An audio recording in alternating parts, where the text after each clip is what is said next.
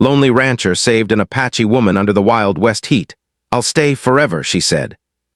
The sky stayed pale and empty for weeks at a time, and the wind carried only dust instead of relief. Out on the far edge of settled land stood Daniel Mercer's ranch, a small house, a barn, a windmill that creaked more than it worked, and miles of dry earth in every direction. People in the nearest town said the place was too quiet. Nothing grew easily there except stubborn grass and tough men. Even those men rarely stayed long. Daniel had stayed. He had come years earlier with his wife, hoping distance would mean peace. But distance only gave him silence. After she died from fever one winter, he never left. He didn't sell the land, didn't move closer to town, and didn't invite company. The ranch became less a home and more a routine he repeated so the days wouldn't feel empty. Each morning he rose before sunrise, boiled coffee over a small iron stove, and stepped outside to check the cattle. He spoke only to the animals. They didn't expect answers. They didn't ask questions. In town, people remembered he used to laugh. Now he only nodded. When he rode in for supplies every few weeks, conversations around him softened. No one disliked Daniel. They simply didn't know how to speak to a man who carried quiet like a second shadow. He paid in exact coins, accepted what he bought, and left before anyone could start a story. The summer that year was harsher than most. Water holes shrank into muddy pits. Fence posts cracked in the heat. Even the horses moved slower, as if the sun itself pushed against them. Late one afternoon, Daniel rode out to repair a section of fencing near a dry arroyo that cut across the back of his land. The ground there was uneven and rocky, a place cattle sometimes wandered through and injured themselves.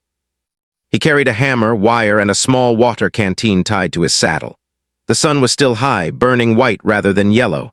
No clouds, no birds, even insects hid from the heat.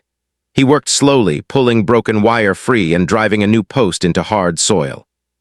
Sweat soaked through his shirt and dried almost immediately. The world around him felt paused, the kind of stillness that made a man aware of every sound he made. Then he heard a faint shift of gravel. Daniel stopped hammering.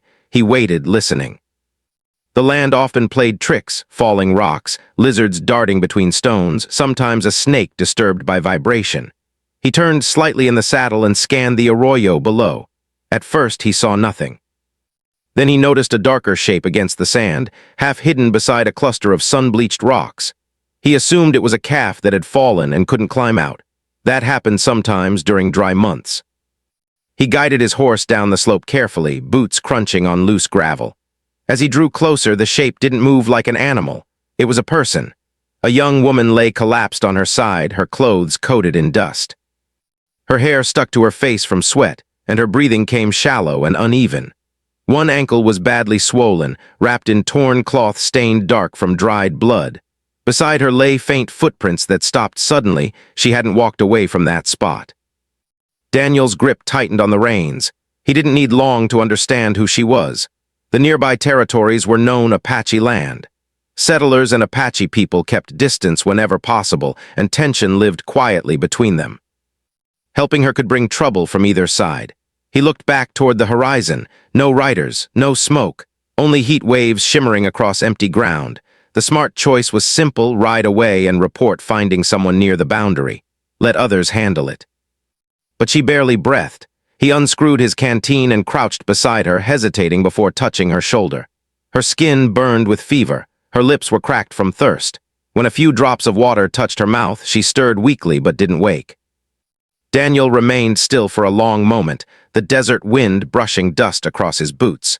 He had spent years avoiding involvement with anyone's troubles. The land asked enough effort already.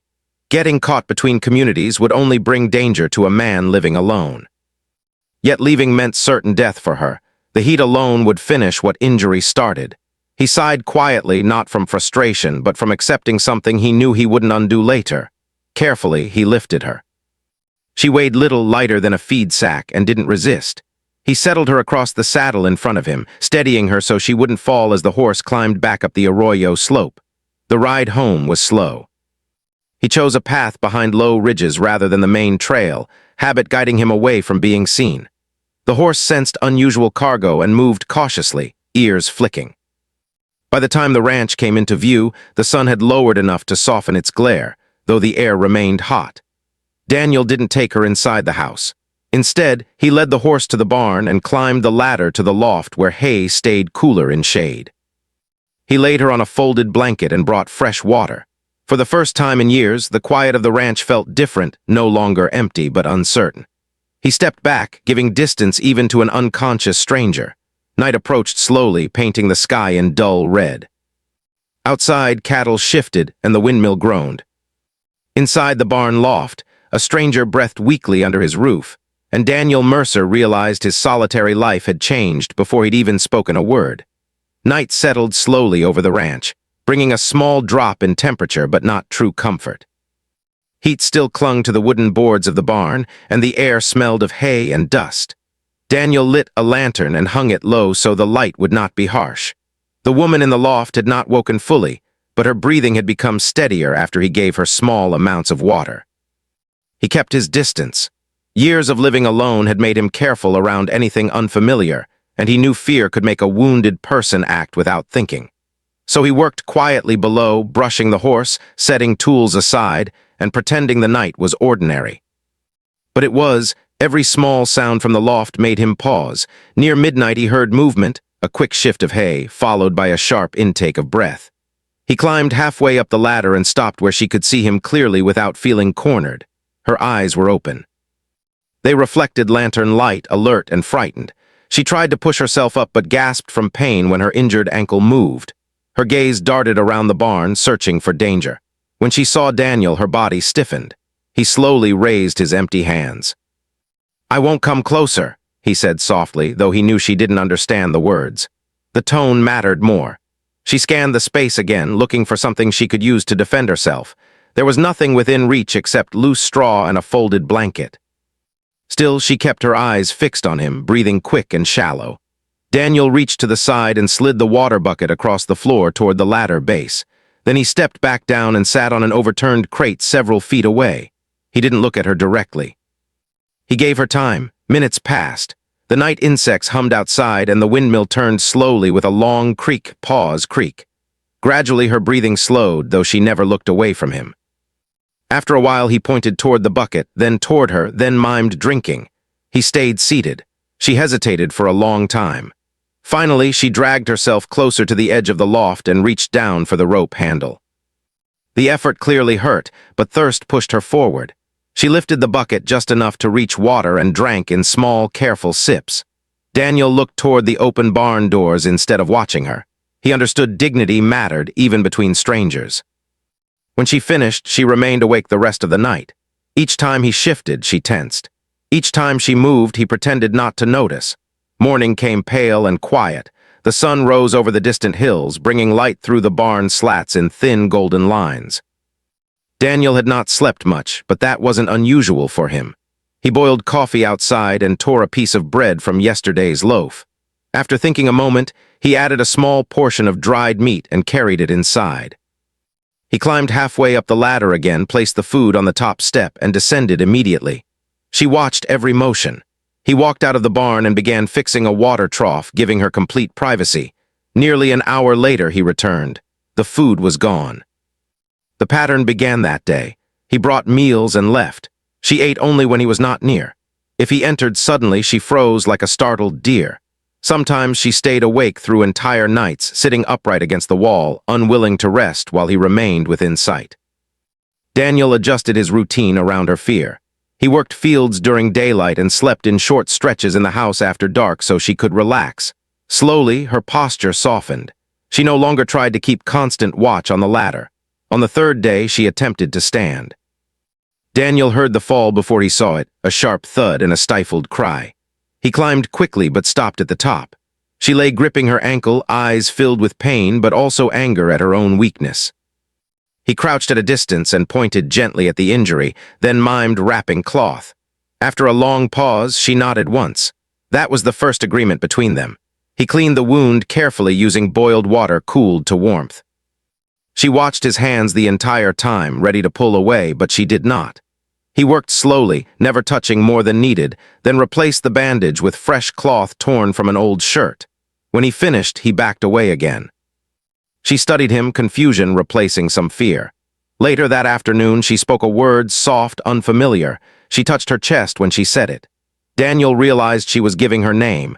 He repeated the sound as best he could. It was not perfect, but close enough. For the first time, she didn't flinch at his voice. He pointed to himself. Daniel! She attempted the name carefully, shaping each letter with effort. It came out uneven but understandable. The moment was small, yet it changed the silence between them. Days stretched into a week. She began sleeping for short periods while he worked nearby. He left the barn doors open so she could see the land and know she wasn't trapped. Sometimes she watched him repair fences or carry water buckets.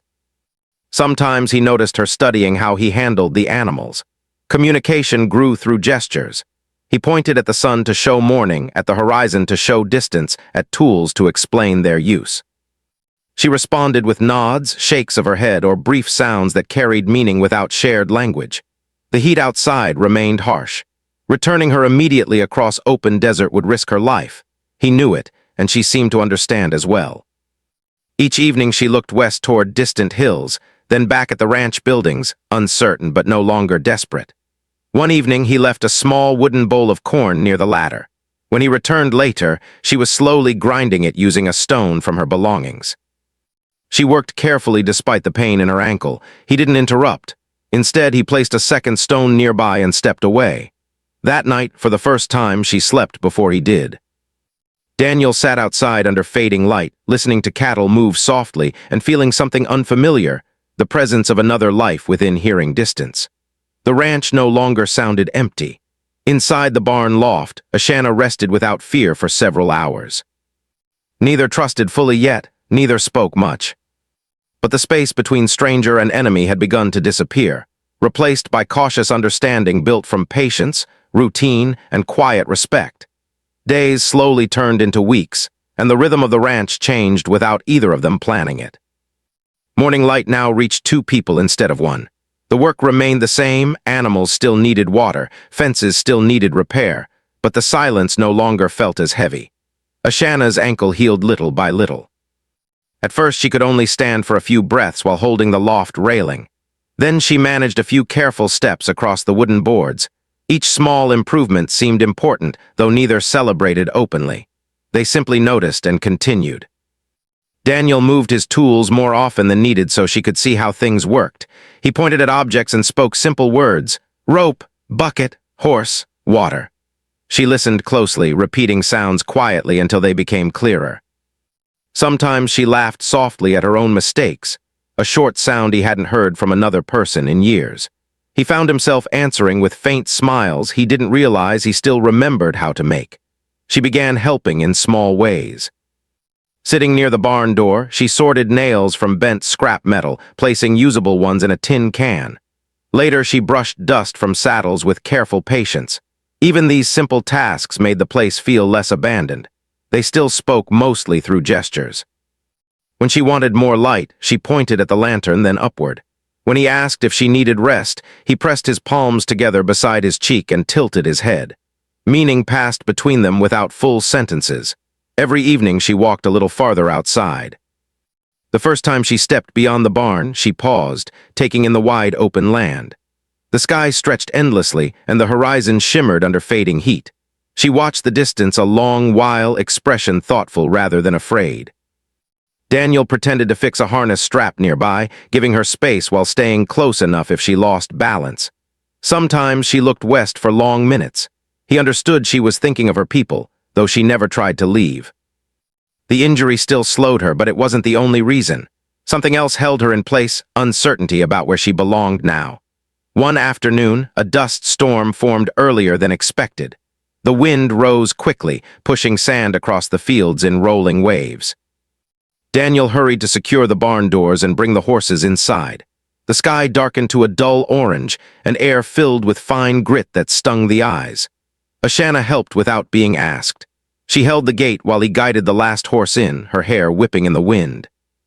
They moved with shared urgency, understanding each other's motions without words. When the storm became too strong, they retreated into the house, the first time she entered it. She stopped just inside the doorway, cautious. The interior was simple: a table, 2 chairs, a stove, and shelves holding few belongings. Dust covered most surfaces from long disuse. Daniel stepped aside so she could choose where to stand. Thunder rolled far away, followed by a sudden crack of lightning much closer than usual. The horses shifted nervously in the barn, hooves thudding against wood. Another flash lit the windows, and instinctively she reached out and gripped his arm. The gesture surprised them both. For a brief second she didn't release him. Her hand trembled slightly, reacting to the storm rather than fear of him. Daniel stayed still, letting the moment pass naturally. When she realized what she'd done, she slowly withdrew, but she didn't move farther away. They sat across from each other at the table while the wind howled outside. He poured water into a cup and slid it toward her. She nodded in thanks, one of the few gestures they now shared meaningfully. The storm lasted hours. With little else to do, he drew simple shapes on the tabletop: dust, sun, moon, horse. She added marks beside them, speaking words in her language. He repeated them clumsily, and she corrected him patiently. Then she pointed to herself again. "Ashana," she said more clearly than before. He pointed to himself. "Daniel." This time the exchange felt different. Not introduction, but recognition. When the storm finally faded into quiet night, neither returned to the barn immediately. The house felt less empty than it had for years. He set a blanket near the stove for her while he prepared to sleep outside by habit. She watched him gather his bedroll and shook her head slightly, pointing toward a corner of the room instead. He hesitated, then understood she no longer feared sharing the same roof, so he stayed. The next days carried a calmer ease. She walked without support now, though slowly. Together they carried water buckets, repaired a loose fence post, and fed chickens at dawn. He showed her how to guide a horse using gentle pressure instead of pulling reins. She learned quickly, confidence returning with each task. Occasionally she taught him in return how to track small animal prints near the creek bed, how to tie a stronger knot using plant fiber, how to listen to distant echoes that revealed movement beyond sight. He realized she understood the land differently than he ever had. Their conversations grew from single words to short phrases. Simple English mixed with gestures formed a shared language only they fully understood. Laughter appeared more often, brief but genuine, yet some evenings she still watched the horizon. Daniel never asked why she stayed. He feared the answer might end the quiet companionship that had become part of his days. Instead, he focused on routine, mending tools, tending animals, sharing meals under open sky. One sunset they sat near the fence line as cattle grazed slowly. The heat finally softened into warm gold light. She pointed at the distant hills and spoke several words he couldn't fully understand. Her voice held calm rather than sadness. He listened anyway. After a moment she pointed back toward the ranch, then to herself, then placed her hand over her chest. Not a request, not a question, more like a statement she was still forming within herself. Daniel nodded even though he wasn't sure of every meaning. In the quiet that followed, he realized neither of them felt like strangers anymore. Not quite family, not yet something else, but two lives moving in step because the empty land had given them reason to trust. Night settled gently over the ranch, carrying cool air at last. For the first time in many years, Daniel noticed he no longer counted the hours until sleep. The days themselves had become enough. The calm days did not last forever. Life on open land rarely stayed quiet for long, and news always traveled across the territory even when people wished it wouldn't.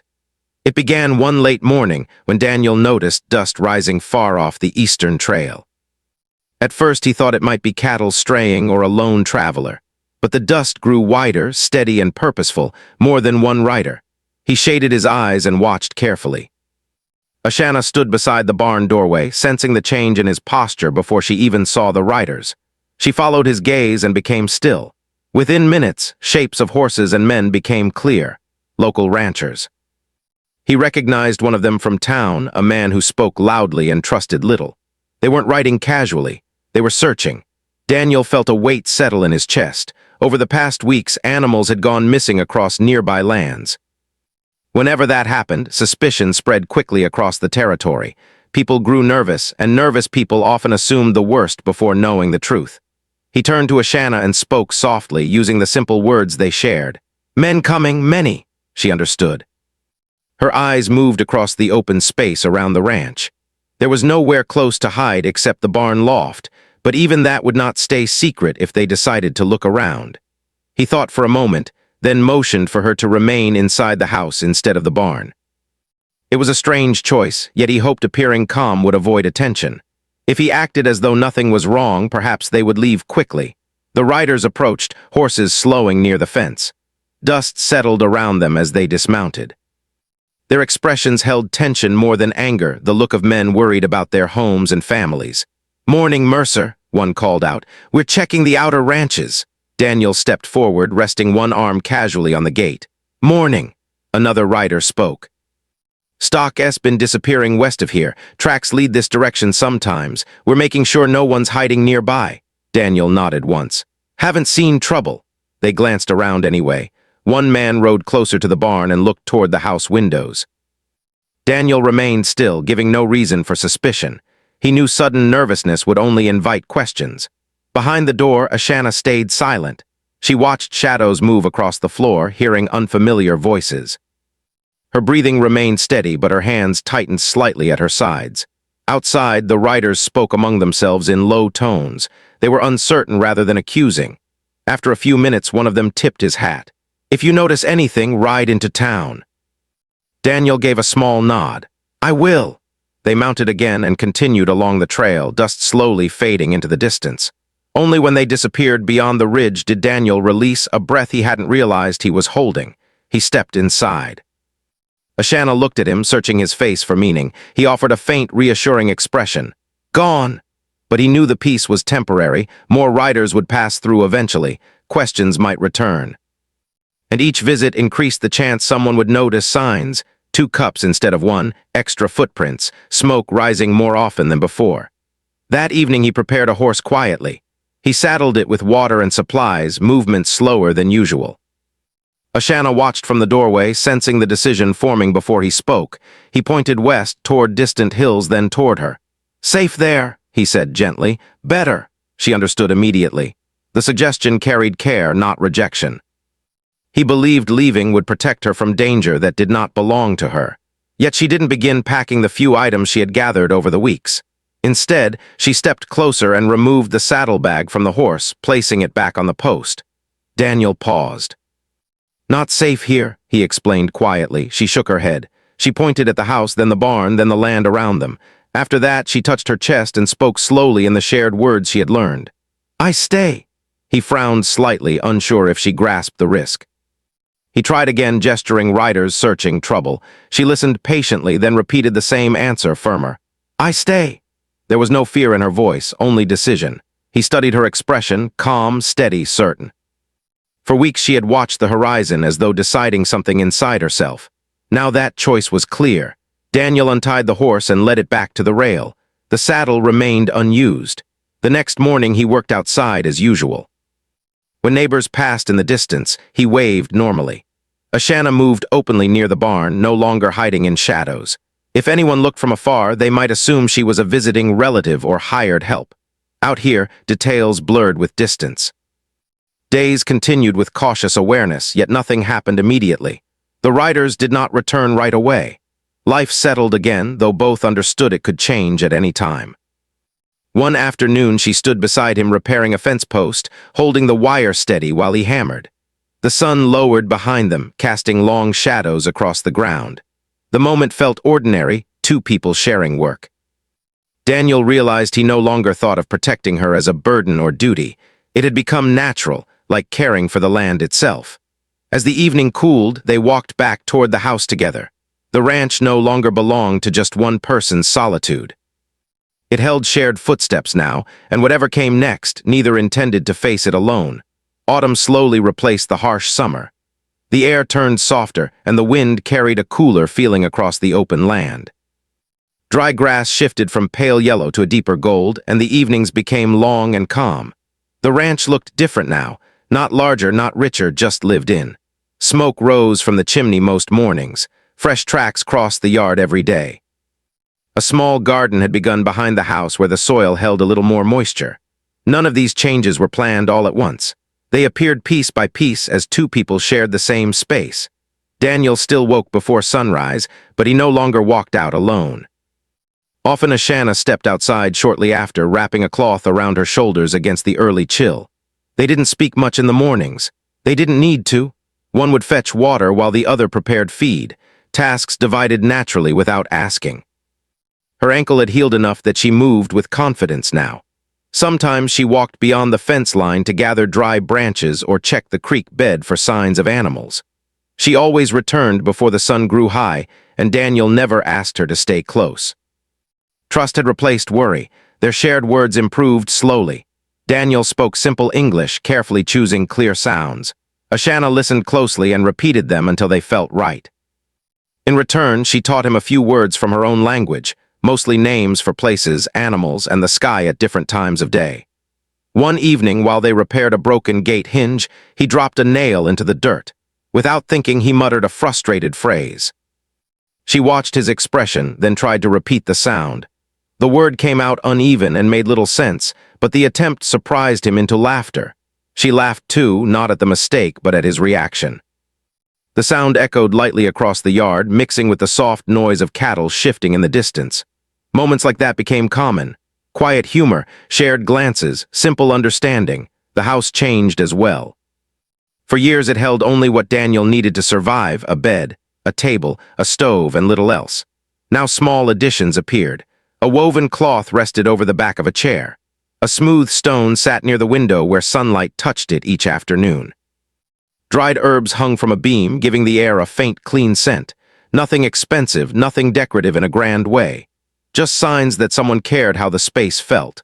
One late afternoon they worked behind the house, turning soil for winter planting. The sky glowed soft orange as the sun lowered. A gentle wind moved across the fields, carrying the sound of distant birds migrating south. Daniel leaned on the shovel to rest his back. Ashana stood nearby, brushing dirt from her hands. She looked toward the far hills again, the same direction she had watched many times before. But this time her expression held peace instead of uncertainty. She stepped closer and spoke slowly, choosing words carefully. "Before I walk alone," she said, touching her chest. "Now not alone." He nodded quietly, unsure what answer was needed. She continued, pointing around them: the house, the barn, the open land glowing under sunset light. Then she placed her hand gently over his. "I stay forever." Her voice was steady. Not a promise made quickly, not spoken from fear, but from decision formed over many days. Daniel didn't reply immediately. He looked across the ranch. The fence lines they had fixed together, the water trough filled that morning, the garden they both tended. For years he had kept living out of habit, not purpose. Now every task held meaning because it was shared. He gave a small nod. "Good," he said simply. No grand speech followed, none was needed. That night they moved a second bed into the main room rather than the barn loft she once used. The space felt warmer with another presence. The wind outside rustled softly through the grass, but inside the house remained calm. Winter approached slowly after that. Cold mornings brought frost along the fence rails. They prepared together, storing grain, repairing roof boards, stacking firewood along the wall. Work felt lighter because silence no longer pressed heavily between actions. Sometimes travelers passed far off on the trail and saw smoke rising steadily from the once lonely ranch. From a distance, they might notice two figures working side by side in the fields. No one stopped long enough to question. Out here, people respected distance. Seasons continued to turn. Spring brought small green shoots behind the house. Summer returned, but it felt different from the lonely heat of the previous year. Shade under the porch held conversation now, simple words, shared meals, quiet companionship. Daniel rarely rode into town except for supplies. When he did, he returned before sunset without delay. The ranch no longer felt like a place he merely occupied. It felt like somewhere waiting for him. One evening near the end of another long day, they sat outside watching stars appear across the wide sky. The land stretched silent and endless around them, yet it no longer felt empty. Years earlier, he had chosen this place to escape memory. Now it held new ones. Neither spoke much as darkness settled, but the quiet carried comfort instead of loneliness. Two lives once separated by distance, and fear now moved forward together, steady as the seasons. And from that day on, the ranch was never a place of one's shadow again.